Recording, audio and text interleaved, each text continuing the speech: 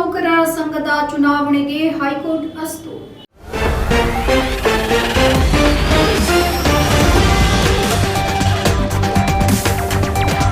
ಕರ್ನಾಟಕ ವಿದ್ಯುತ್ ಪ್ರಸರಣ ನಿಗಮ ನಿಯಮಿತ ನೌಕರರ ಸಂಘದ ಚುನಾವಣೆಗೆ ಕರ್ನಾಟಕ ಹೈಕೋರ್ಟ್ ಅಸ್ತು ಅಂತ ಹೇಳಿದೆ. ಪದಾಧಿಕಾರಿಗಳ ಆಯ್ಕೆಗೆ ಇದೇ ಮೇ 23ರಂದು ನಿಗದಿಯಾಗಿರುವಂತಹ ಚುನಾವಣೆಗೆ ತಡೆ ನೀಡಲು ನಿರಾಕರಿಸಿರುವಂತಹ ನ್ಯಾಯಾಲಯ ನಿಗದಿಪಡಿಸಿದಂತೆ ಚುನಾವಣೆಯನ್ನು ನಡೆಸಲು ಸಮ್ಮತಿ ನೀಡಿದೆ.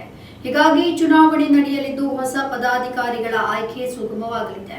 ಆರ್ ಮುರಳೀಧರ್ ಸೇರಿದಂತೆ ಸಂಘದ 10 ಮಂದಿ ಸದಸ್ಯರು ಚುನಾವಣಾ ಪ್ರಕ್ರಿಯೆಗಳನ್ನ ನಿಯಮಗಳನ್ನ ಸೂಕ್ತವಾಗಿ ಅನುಸರಿಸ್ತಾ ಇಲ್ಲ ಅಂತ ಆಕ್ಷೇಪಿಸಿ ಸಲ್ಲಿಸಿರುವಂತಹ ಅರ್ಜಿ ವಿಚಾರಣೆಯನ್ನ ನಡೆಸಿದ ನ್ಯಾಯಮೂರ್ತಿ ಕಮಲ್ ಅವರಿದ್ದಂತಹ ರಜಾಕಾಲದ ನ್ಯಾಯಪೀಠ ಈ ಆದೇಶವನ್ನ ಮಾಡಿದೆ.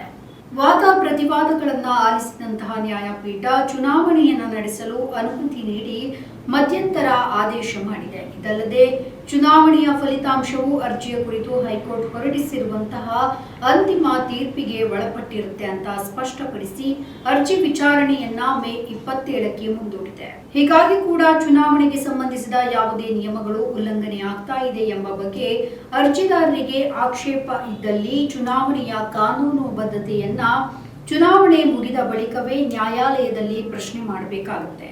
ಹೀಗಾಗಿ ನಿಗದಿಯಂತೆ ನೌಕರರ ಸಂಘವು ಪದಾಧಿಕಾರಿಗಳ ಆಯ್ಕೆಗೆ ಚುನಾವಣೆ ನಡೆಸಬಹುದು ಅಂತ ಆದೇಶದಲ್ಲಿ ನ್ಯಾಯಪೀಠ ಹೇಳಿದೆ.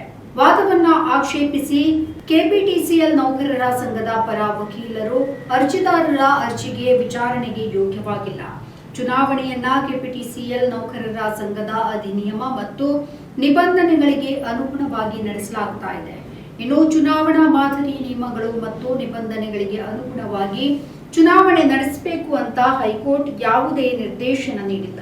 ವೇಳಾಪಟ್ಟಿ ಪ್ರಕಟವಾದ ನಂತರ ಚುನಾವಣಾ ಪ್ರಕ್ರಿಯೆಯಲ್ಲಿ ಯಾವುದೇ ಹಸ್ತಕ್ಷೇಪ ಮಾಡಬಾರದು ಎನ್ನುವುದಾಗಿ ಕಾನೂನು ಹೇಳುತ್ತೆ ಅಂತ ನ್ಯಾಯಪೀಠದ ಗಮನಕ್ಕೆ ತಂದಿದ್ದಾರೆ. ನಮ್ಮ ಈ ವಿಡಿಯೋ ನಿಮಗೆ ಇಷ್ಟ ಆದಲ್ಲಿ ಲೈಕ್ ಮಾಡಿ, ಶೇರ್ ಮಾಡಿ, ಕಮೆಂಟ್ ಮಾಡಿ ಮತ್ತೆ ಸಬ್ಸ್ಕ್ರೈಬ್ ಮಾಡಿ.